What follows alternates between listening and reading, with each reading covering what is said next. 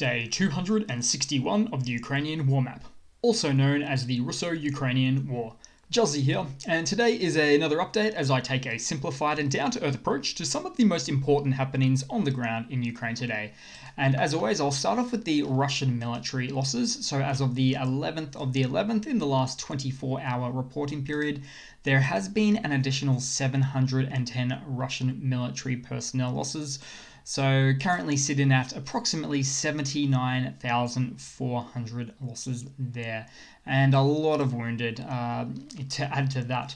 Now we'll take a look at the Russian hardware losses. So armored combat vehicles, an additional 14, tanks a massive 10. As I always say, very big number for tanks because theoretically Russia can produce maybe 3 a month, and that was before economic sanctions.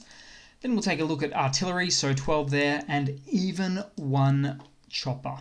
So we'll move back to the map now, and again we'll start out in Kherson today, taking a look at the aftermath from the fallout of Russia declaring on the night of November 9th that it was withdrawing its troops from the north bank of the Dnipro River.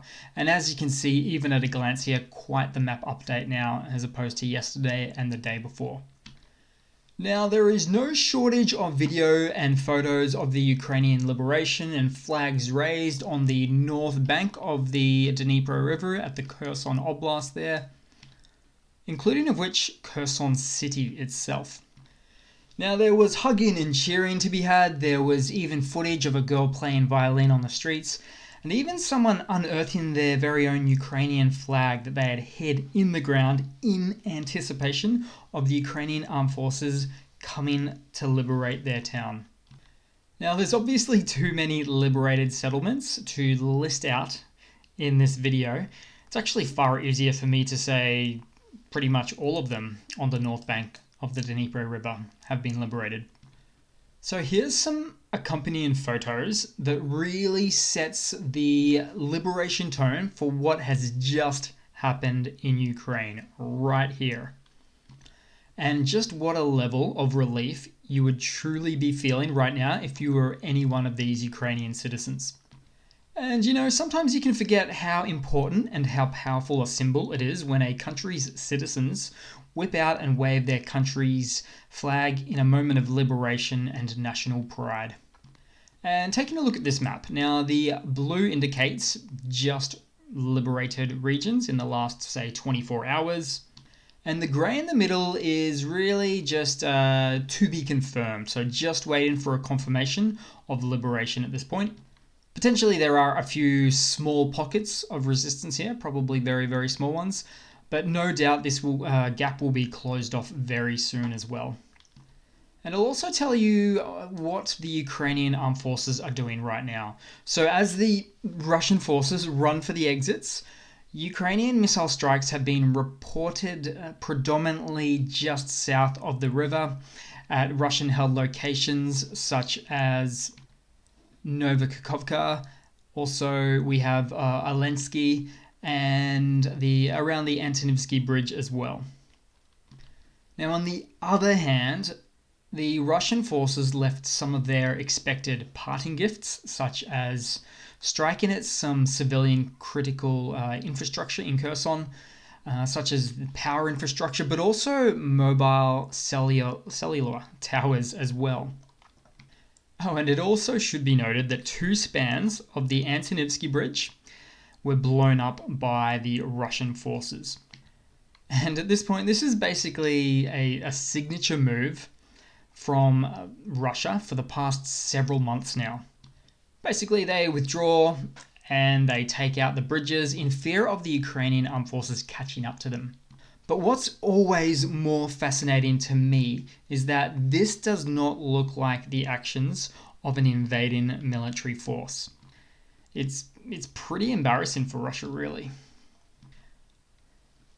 And moving on, also the Russian Ministry of Defense itself just today said regarding the withdrawal that, quote, not a single serviceman or piece of equipment is lost, which boggles the mind how anybody could believe that. Because it's a logistical impossibility to get about 20,000 Russian soldiers, which was confirmed on the Russian side, about 18 to 22,000 Russian soldiers, they said, to evacuate them from the north side to the south side in the space of a day without any losses, be it military hardware or military personnel losses. Particularly because of the limited exit points or choke points required to evacuate, the number of soldiers just didn't exist. As nearly every potential road, bridge, ferry, or pontoon crossing has been under Ukrainian fire control, so artillery fire, for as long as I can remember, or let's say at least for a good number of months now in this area. But with any Russian withdrawal that's occurred this year, and there's been quite a few, the Kherson North Bank is likely to be laced with mines and other improvised explosive devices, which means it takes time to clear routes in and out of liberated areas. So this is a job for the Ukrainian EOD, also known as the bomber or the explosive squad that comes to town, literally. And now that Ukraine has updated their perimeter, so really up to the river, this also means that it now allows the Ukrainian armed forces to threaten critical Russian supply routes to and from the Crimean and Zaporizhia oblasts, causing new additional headaches for the Russian forces. Because there are 3 essential roads on the land bridge here. So we've got the M14, the M17, and the P57. All quite targetable at this point, and we know how much Russia loves its main roads for this war. Oh, and on top of that, Russian logistical sites are now in range, but also ammunition dumps too that previously were not. And I should say all now in range of Ukraine's high precision and Western supplied NATO missile systems.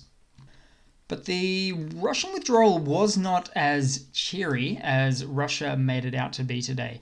There were some intercepted Russian communications that stated the last order that Russians received, the Russians that were stationed on the North Bank, was to, quote, change into civilian clothing and run in any direction you want. Which is not exactly in line with the Russian defense minister's prior statements on protecting their troops and not leaving one man behind.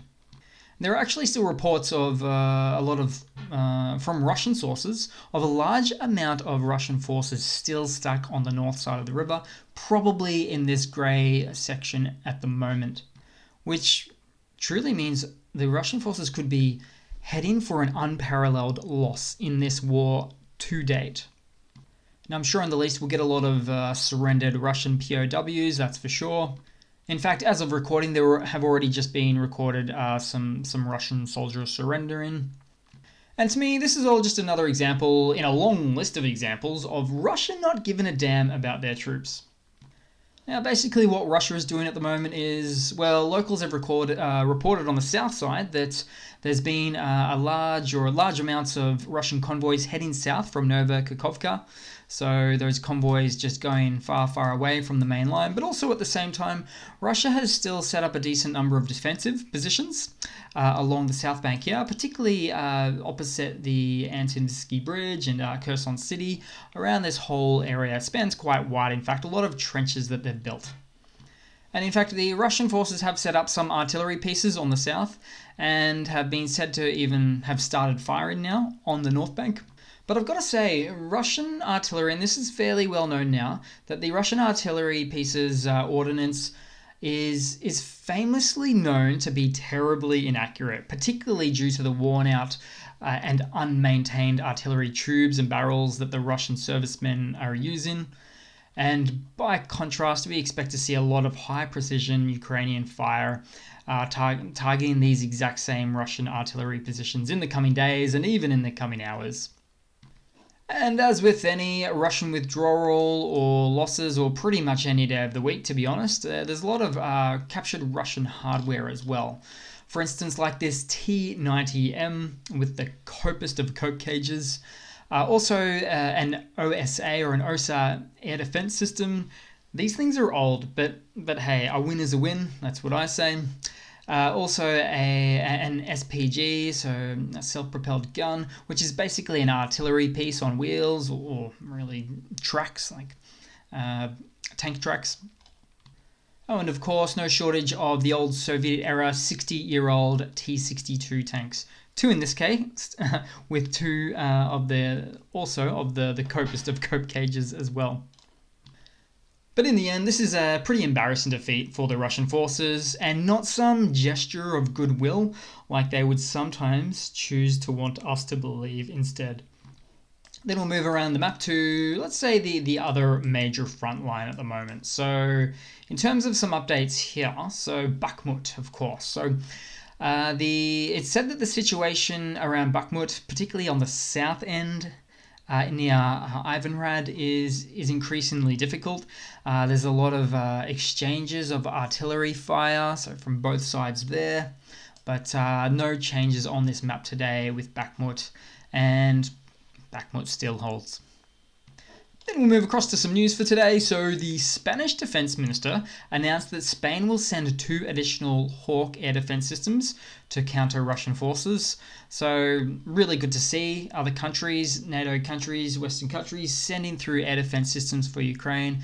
As I sometimes like to say, one day Ukraine will be the most protected airspace on Earth.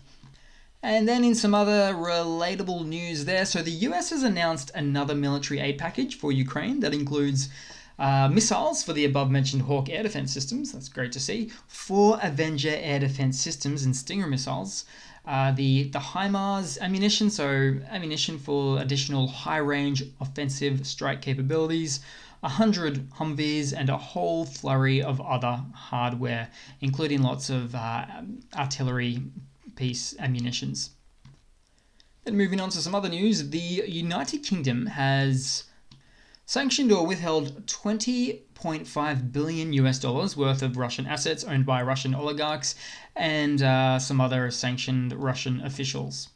Now, take for instance the US, and Europe in large has already done this, holding collectively about $700 billion of Russian funds or assets, which is roughly close to the cost of what it will take to rebuild Ukraine after the war, which is said to be approximately 1,000 billion, or in other words, $1 trillion. And in some other news, Poland and Ukraine have announced that Poland has now delivered nearly 1,600 Starlink systems to Ukraine. And so because Russia likes taking out civilian infrastructure, the cellular towers, those sorts of things in Ukraine, this will come in very handy to keep the country digitally connected, not the least of which is for Ukraine's army there as well, absolutely. And then just a bit of a funny to round it off. So in this video, in a sobering moment of realization for a Russian host of a Russian state-owned TV news show, this Russian TV presenter is worried about expressing his opinion on the very recent Kherson withdrawal.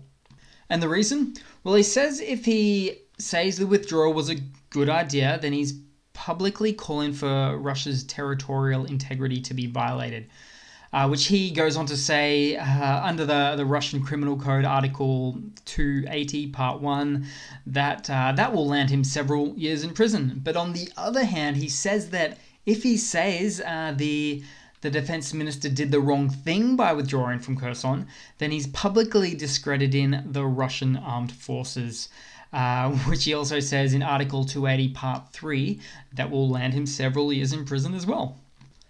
And we have a graph for this. So do not pass go, do not collect $200 and go directly to jail.